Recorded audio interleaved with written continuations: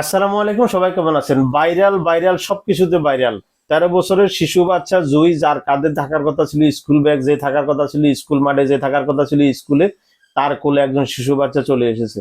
সেই বাচ্চাকে পাওয়ার জন্য আদালতের রায়ের মাধ্যমে বাচ্চাটাকে, সে 7 মাসের বাচ্চাটাকে ফিরে পেয়েছে তার স্বামীর বিরুদ্ধে বিভিন্নভাবে মামলা করে আদালতের রায়ের মাধ্যমে। এখন প্রশ্ন হচ্ছে, আমরা তো আবেগে পুরা বাঙালি জাতি জুইয়ের পক্ষে চলে গেছি, কিন্তু আমরা তো একটা বার চিন্তা করে দেখলাম না যে এটার পিছনে গল্পটা কি। এটার পিছনে গল্প হচ্ছে, তার স্বামী এখন দাবি করতেছে তার বয়স 20 বছর দেওয়া হয়েছে, এবং কি সে পরকীয়া লিপ্ত।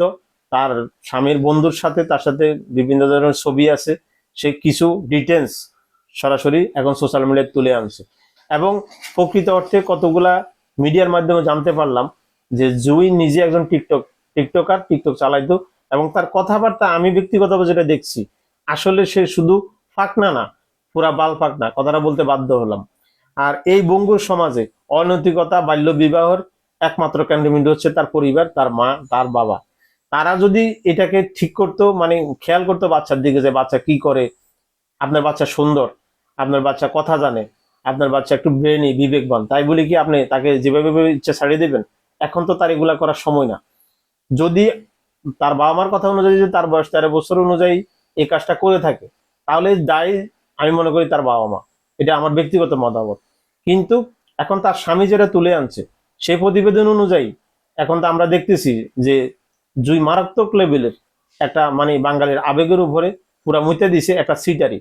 এখন এইসব ঘটনা এভাবে চলতে থাকলে একটা সময় কি হবে, সাধারণ মানুষ এই সমস্ত ঘটনাগুলা ঘটলে তখন তার পক্ষে আর দাঁড়াবে না, সত্য ঘটনা দামাচাপা পড়ে যাবে।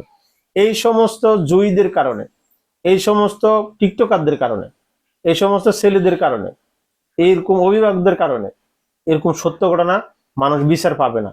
মানুষ তখন ভালো মানুষের পক্ষে কথা বলতে চাইবে না, যে ভাববে এটার পিছনে কোনো ঘটনা আছে। তাহলে আমরা যেটা ভাবছি যে সত্যিকার অর্থে মেয়েটার সাথে একটা অন্যায় করা হয়েছে, কিন্তু আমরা বিকল্প কি দেখলাম, যে না, মেয়েটার সাথে অন্যায় চাইতে মেয়েটার এখন অন্যায়টা বেশি। তো এখানে বিস্তারিত আমি কিছু আমার এই ভিডিওতে দিচ্ছি, আপনারা প্রতিবেদনটা দেখুন।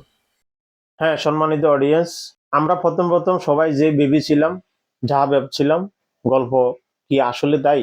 ভুল বাংলো ঠিকই তখনই যখন এই ঘটনার পিছনে থাকা দ্বিতীয় পক্ষ, অর্থাৎ জুয়ের স্বামী সাকিব মিয়া, সবার সামনে আসল ঘটনা জুয়ের স্বামী পক্ষে থেকে যখন পাল্টা তথ্য এবং প্রমাণ সোশ্যাল মিডিয়ায় হাজির করা হলো, ঠিক তখন পুরো ঘটনাটি এক মুহূর্তের মধ্যে 180 ডিগ্রি ঘুরে গেল। স্বামী দাবি, মেয়ের পরিবার থেকে এখানে চরমভাবে জালিয়াতি করা হয়েছে।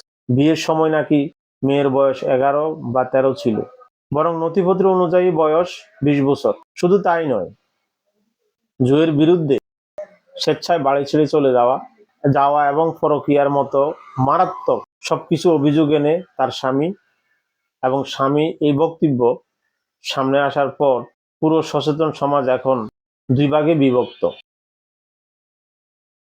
প্রিয় অডিয়েন্স, সর্বশেষে একটি কথা বলবো, এই সমস্ত ঘটনাগুলা যারা সত্যিকার অর্থে মানুষকে বোকা বানাচ্ছে, তাদের বিরুদ্ধে আমার এই চ্যানেল থেকে আমি মেসেজ দিতে চাই যে আইনগতভাবে অভিভাবক সহ তাদেরকে আইনের আওতায় আনা উচিত। এই বঙ্গ সমাজের অনৈতিকতা, বাল্য বিবাহ এবং একটা ঘটনা ঘটায়া ফেসবুক, সোশ্যাল মিডিয়া আইসা মানুষের বিবেক, আবেগ কেড়ে নিয়ে পরবর্তীতে তার সত্য বাইর হওয়া, এটা মারাত্মক লেভেলের সমাজের অবক্ষয়। এই অবক্ষয় থেকে বাঁচার জন্য আমি প্রশাসনকে দৃষ্টি আকর্ষণ করব, এবং আপনারা যারা কথা বলেন সবাই একযোগ কথা বলবেন যে যারা এই ধরনের সিটারি গুলা করছে তাদের বিরুদ্ধে কঠোর আইনগত ব্যবস্থা নেওয়া হোক।